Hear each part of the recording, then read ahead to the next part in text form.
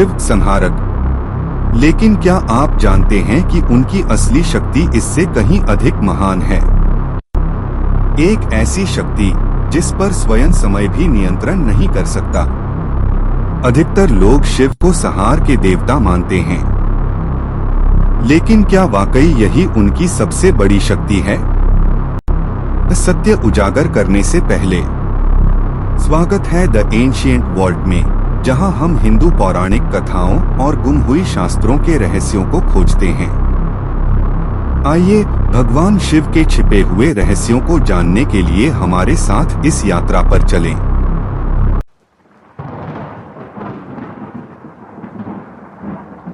को संहारक के रूप में देखती है।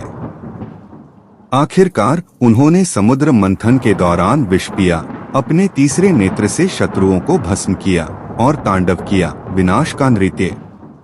लेकिन अगर मैं कहूं कि संहार ही उनकी परम शक्ति नहीं है, शिव की असली शक्ति संहार नहीं बल्कि स्थिरता है। जब ब्रह्मांड बिखर जाता है तब भी वह अडिग रहते हैं, अचल, पूर्ण। शिव गहरी ध्यान साधना में क्यों लीन रहते हैं जबकि संसार निरंतर बदल रहा है?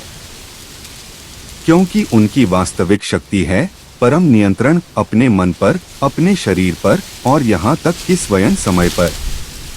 सोचिए जरा, वह हर परिवर्तन से परे हैं।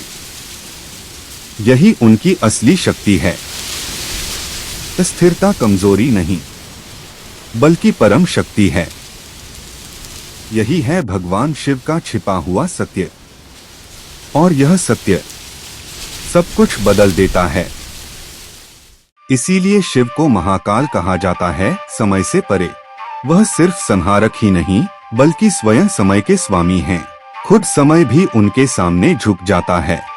सोचिए, अतीत, वर्तमान और भविष्य सिर्फ हमारे मन में ही होते हैं, लेकिन शिव, वह इन सबसे परे हैं। यही उनकी असली शक्ति है।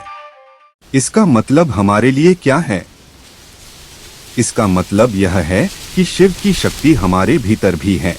हमारे रोजमर्रा के जीवन में हमें तनाव, गुस्से और समस्याओं का सामना करना पड़ता है, लेकिन असली ताकत लड़ने या सब कुछ नष्ट करने में नहीं है। असली ताकत है नियंत्रण में।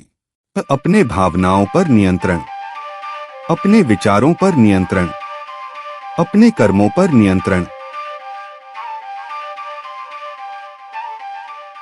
भगवान शिव की असली शक्ति संहार नहीं बल्कि संतुलन, शांति और पूरा नियंत्रण है। और अगर हम खुद को संभालना सीख लें तो हम भी अजेय बन सकते हैं। आपके अनुसार शिव की सबसे बड़ी शक्ति क्या है? कमेंट करें और चर्चा करें। लेकिन यह तो सिर्फ भगवान शिव के एक रहस्य की बात थी।